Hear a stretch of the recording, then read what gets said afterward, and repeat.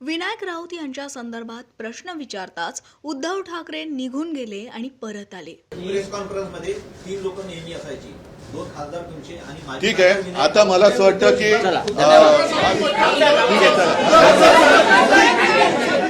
झालं असं की सोमवारी मातोश्रीवर पत्रकार परिषद आयोजित करण्यात आलेली। यावेळी उद्धव ठाकरेंसोबत त्यांचे खासदार संजय राऊत आणि अरविंद सावंत सुद्धा उपस्थित होते। मात्र यांच्यासोबतच माजी खासदार विनायक राऊत हे सुद्धा नेहमीच ठाकरेंच्या पत्रकार परिषदेत पाहायला मिळतात। विशेष म्हणजे विनायक राऊत हे मुंबईतच होते तरीही ते या पत्रकार परिषदेत दिसले नाहीत। खरं तर विनायक राऊतांच्या सुनबाई गिरिजा यांनी केलेल्या आरोपांमुळे राऊत कुटुंबीय अडचणीत सापडलेत। याच पार्श्वभूमीवर ठाकरेंना प्रश्न विचारण्यात आला, पण यावेळी ठाकरे उठून निघून गेले आणि पुन्हा पत्रकारांसमोर येऊन बसले।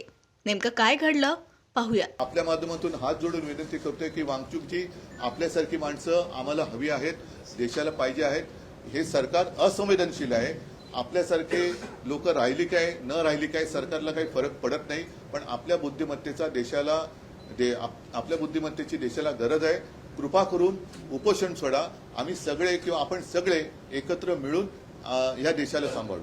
मागच्या काही वर्षांपासून एक पांडा पडतोय, शेतकऱ्यांचं आंदोलन असेल किंवा कुणाचंही आंदोलन असेल, महिनो ते चालत राहतं, परंतु सोनम वांगचूक यांचं आंदोलन हे आमरण उपोषण आहे आणि पुढे जाऊन असं काही बरोबर होऊ नये यासाठी तुम्ही विरोधी पक्ष म्हणून सरकारवरती, केंद्र सरकारवरती सुद्धा दबाव आणण्याचा प्रयत्न करणार आहात का? कोणाशी मी आता जे बोललो तर तेच आहे।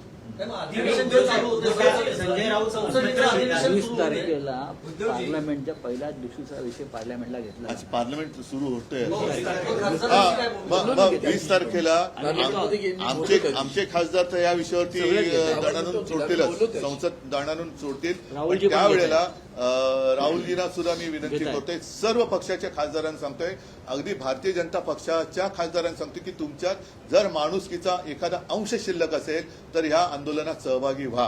उद्धवजी असं म्हटलं जातंय प्रेस कॉन्फरन्स मध्ये 3 लोक नेहमी असायची, 2 खासदार तुमचे आणि माझे। ठीक आहे, आता मला असं वाटतं की हा विषय संपूर्ण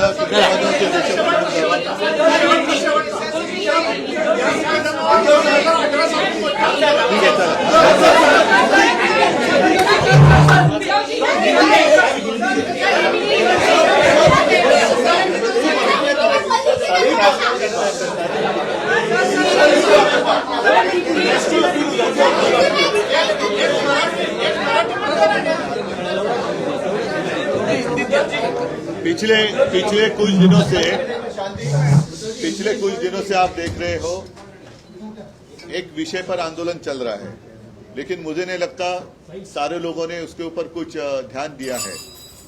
लेकिन विषय तो बहुत महत्वपूर्ण है, अपने देश की युवा का भविष्य उससे जुड़ा हुआ है। और वो जो विषय है स्वाभाविक है, नीट की जो एग्जाम थी उसके पेपर लीक के बारे में है।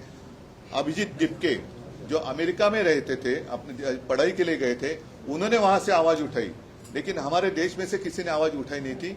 वो अमेरिका छोड़कर यहाँ आए, आवाज उठाई, एक कॉकरोच जनता पार्टी नाम से उन्होंने एक आंदोलन शुरू किया और आप देख रहे हो कि बहुत ही सपोर्ट सोशल मीडिया पर उनको मिल रहा है।